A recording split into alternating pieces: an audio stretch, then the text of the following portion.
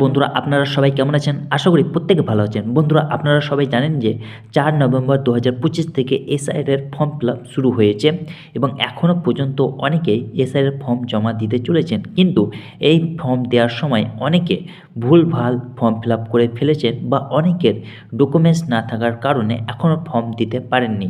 তো আজকের এই ভিডিওটি আপনাদের জন্য অত্যন্ত গুরুত্বপূর্ণ, কারণ যদি এসআইআর ফর্মে আপনাদের নাম ভুল থেকে থাকে বা আপনাদের ডকুমেন্টস না থেকে থাকে, তাহলে আপনারা কিভাবে এসআইআরের মাধ্যমে নিজেদের নাম নথিভুক্ত করতে পারবেন ইত্যাদি সমস্ত কিছু তথ্য আজকের এই ভিডিওটিতে আমি আপনাদেরকে বিস্তারিতভাবে জানাবো।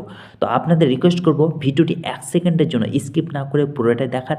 আর আপনি যদি এই চ্যানেলে নতুন হয়ে থাকেন তো চ্যানেলটিকে অবশ্যই সাবস্ক্রাইব করে পাশে থাকা বেল আইকনটিকে অন করে রাখবেন, যাতে করে এইরকম গুরুত্বপূর্ণ আপডেট পেতে আপনার কোনো রকম সমস্যা না হয়।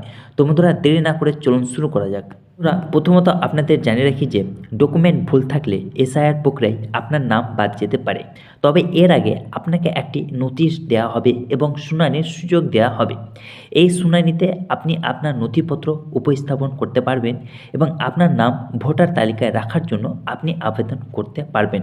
তাই আপনারা সবসময় মনে রাখবেন এসআইআর ফর্ম ফিল আপে কোনো রকমের ভুল বা ত্রুটি যেন না হয়। তারপর হচ্ছে যে বন্ধুরা, ভুলের কারণে যদি আপনাদের নাম বাদ যাওয়ার ঝুঁকি কমাতে কিছু বিষয় আপনাদের মেনে চলতে হবে। যেমন প্রথমত সঠিক তথ্য প্রদান করতে হবে। এসআইআর ফর্মে সঠিক তথ্য আপনাদেরকে প্রদান করতে হবে। তারপর নথিপত্র সংযুক্ত করতে হবে। প্রয়োজনীয় নথিপত্র কাগজপত্র আপনাদেরকে সংযুক্ত করতে হবে।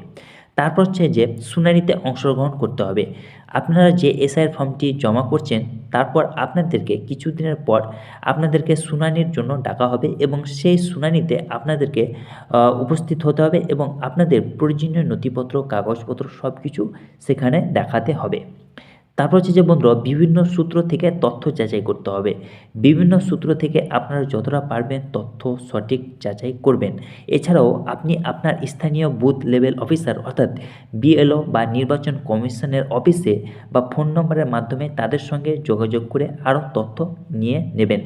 তো বন্ধুরা, এসআইআর নিয়ে এই হচ্ছে একটি গুরুত্বপূর্ণ আপডেট যা আজকের ভিডিওতে আমি আপনাদেরকে শেয়ার করলাম। ভিডিওটি যদি ভালো লেগে থাকে ভিডিওটিকে অবশ্যই লাইক করবেন, বন্ধুদের মাঝে প্রচুর শেয়ার করবেন।